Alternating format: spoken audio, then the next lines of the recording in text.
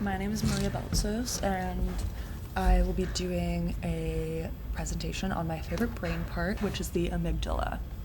So I'm going to go through kind of how the amygdala works, its main roles, and go through my reasons for why it is my favorite.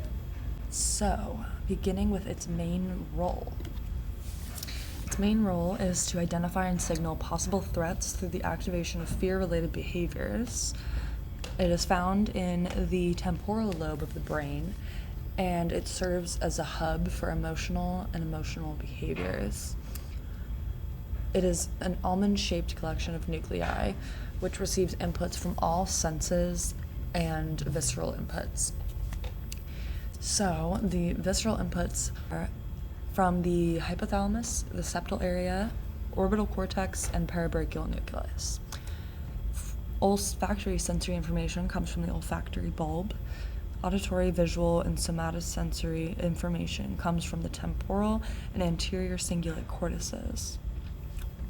So the amygdala receives all of this information, and from it forms the sort of gut reaction we all feel toward certain stimuli.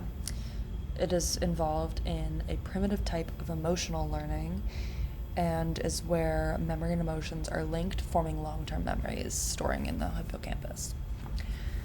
So essentially, how it works is it monitors stimuli from our environment, decides if it is positive or negative, and then accordingly sends signals to the hypothalamus to inform the behavioral reaction to the stimuli. So we remember emotional memories more than memories that, say, aren't tied to emotional experiences or to strong emotions. So you're going to remember an event that happened in your life when there were really strong emotions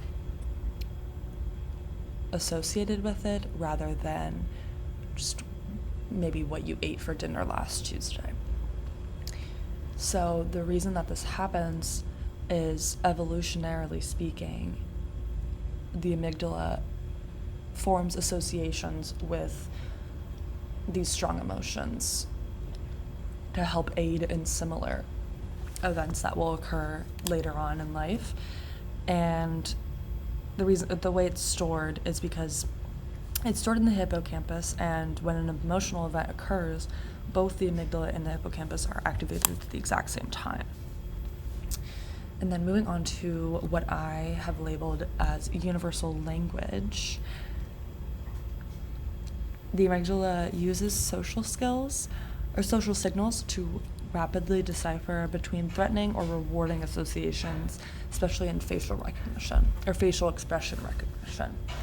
So evolutionarily speaking, this will enhance the chance of survival. And my favorite part of this function of the amygdala is that it shows the importance of our nonverbal communication for our emotional learning. So the reason I titled it Universal Language is that we can communicate nonverbally with any other human through facial expression and through our emotions, and that is due to the amygdala. Then lastly, the amygdala keeps us safe, and as a woman, it is very important for me to be aware of my environment and to be aware of possible threats to my personal safety. And I have the amygdala to thank for identifying threats and allowing me to react in response to them. And the way it does this is the amygdala causes adrenal glands to release adrenaline and cortisol into the blood. That adrenaline causes air passages in the body to dilate, allowing for more oxygen to go to the muscles. And it also allows the body to redirect blood to the heart and lungs and causes pupils to dilate, enhancing a person's vision. Blood sugar levels are also increased, which increases energy levels, and all of this allows us to react to danger appropriately. The downside of this reaction is that it is not always appropriate. Sometimes this response is better defined by the term amygdala hijack, where the threat or a danger is not real and the body still reacts as though it is. This unnecessary activation of the flight or fight response is very stressful and explains the panic attacks experienced often with anxiety disorders. Also, as your cognitive abilities are lowered in this state, you might react with aggression or violence. Although it is not perfect, as I have described, it is very small but mighty, and it is involved in some of the most important aspects of our survival. It concludes my presentation on my favorite part of the brain, which is the amygdala. Thank you.